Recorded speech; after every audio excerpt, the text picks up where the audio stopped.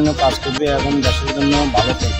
শুধু একটা মুখ ফাড়ি কথা বলতে পারে, এটা তো মানুষের দুনিয়া। আমরা ভালোবাসি দেশকে, দেশের মানুষকে, যাদের দুঃখের শেষ নাই।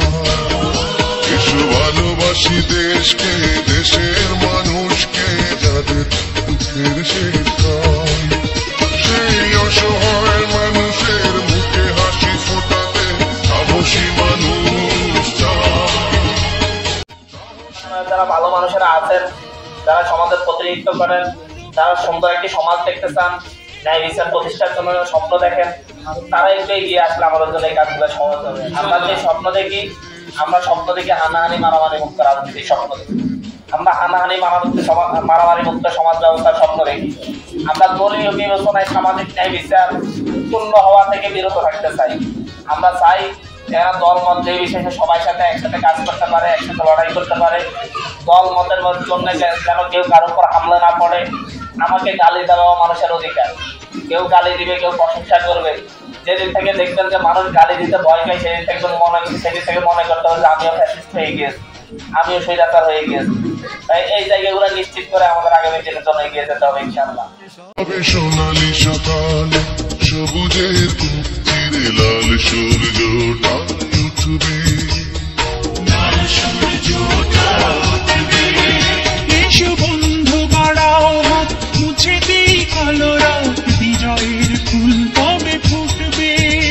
এই নিপীড়িত জনতার পাশে এসে দাঁড়াবার সাহসী মানুষ চাই। আমরা যখন বলতাম হাতিয়া কোথায়, ওই সন্দ্বীপের পাশে এইভাবে পরিচয় দেওয়া লাগে। তার মানে সন্দ্বীপ কিন্তু আমাদের চাইতেও ছোট একটা দিক, হাতিয়া আমাদের আরো পুরাতন দিক। তারপরে আমাদের হাতিয়াকে কিভাবে মানুষের লোক তুলে নিয়ে যাওয়া হয়েছে শুধুমাত্র লুটপাট করে খাওয়ার জন্য। ওই সারা দেশের মানুষ জানে, তাহলে এখানে আসবে, তারা বুঝতে পারবে এখানে কি চলছে। কিন্তু এখন আলহামদুলিল্লাহ হাতিয়ার নামে আশপাশের এলাকা পরিচিতি পাবে। কারণ হাতিয়ার নামে আশপাশের জেলাগুলো মনপুরা এখন পরিচিতি পাচ্ছে যে হাতিয়ার পাশে মনপুরা না। কারণ হাতিয়ার কথা এখন মানুষ মিডিয়াতে সব থেকে অনেক বেশি শুনতে পাচ্ছে। এর মধ্যে দিয়ে আমরা হাতিয়াকে প্রতিষ্ঠিত করতে পারি, হাতিয়াকে বাংলাদেশের শ্রেষ্ঠ উপজেলায় রূপান্তর করতে পারি।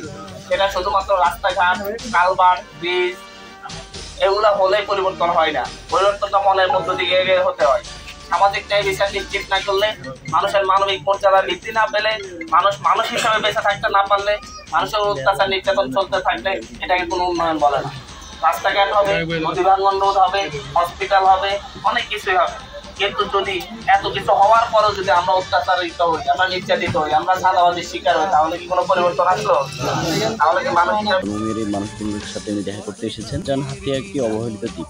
দ্বীপের মানুষগুলা দীর্ঘদিন যাবৎ কষ্ট করে নদীর ভাঙন থেকে শুরু করে নদীর যাতায়াত থেকে শুরু করে এই দ্বীপের মানুষ অনেক পিছিয়ে আছে, যার কারণে উনি ওনার জায়গা থেকে চেষ্টা করতেছেন এই হাতিয়ার দ্বীপের প্রত্যন্ত অঞ্চলগুলোতে ঘুরে ঘুরে অসহায় মানুষগুলোর কথা শুনতে। উনি মানুষের দুঃখ কষ্ট এগুলো শুনে উনি আগামীতে ইনশাল্লাহ যদি ওনার জায়গা থেকে চেষ্টা করবে যে হাতিয়ার মানুষের জন্য কিছু করার জন্য।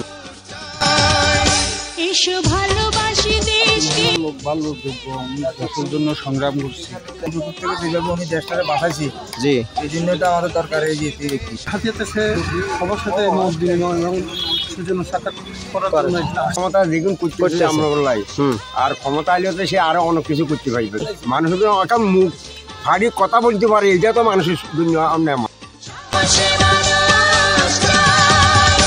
এসো ভালোবাসি দেশকে, দেশের মানুষকে, যাদের দুঃখের শেষ নাই। এসো ভালোবাসি দেশকে, দেশের মানুষকে, যাদের দুঃখের শেষ নাই।